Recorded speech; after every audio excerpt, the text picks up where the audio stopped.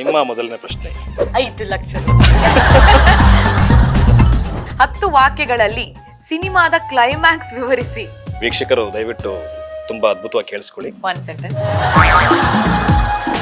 ಹೆಂಗಿದೆ ಅಂತಂದ್ರೆ,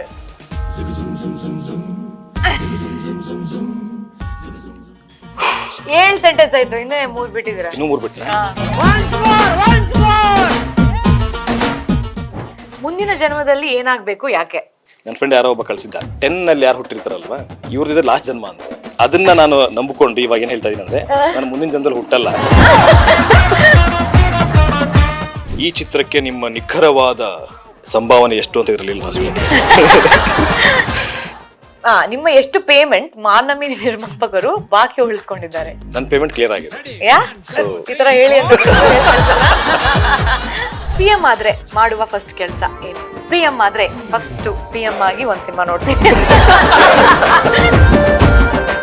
ಶೆಟ್ರ್ ಗ್ಯಾಂಗ್ ಬಗ್ಗೆ ಏನ್ ಹೇಳ್ತೀರಿ? ನಮ್ಗೆ ಅನ್ಸುತ್ತೆ ಈ ತರನು ಸಿನಿಮಾ ಮಾಡಬಹುದಾ, ಈ ತರ ಕತೆ ಕೊಡಬಹುದಾ ಇವರು ಅಂತ ಅನ್ಸುತ್ತೆ. ಮಾರ್ನಮಿ ಸಿನಿಮಾವನ್ನ ಜನ ಯಾಕೆ ನೋಡ್ಬೇಕು? ವಿಭಿನ್ನವಾದ ಒಂದು ಲವ್ ಸ್ಟೋರಿ. ನೀವು ಎಷ್ಟೊಂದು ಲವ್ ಸ್ಟೋರಿಗಳನ್ನ ನೋಡ್ಕೊಂಡೇ ಬರ್ತಾ ಇದ್ದೀರಾ. ಆಬ್ವಿಯಸ್ಲಿ ಇದು ಒಂದು different treatment of love story. ನಿಮ್ಮನ್ಸ ಕರಿತೇನೆ.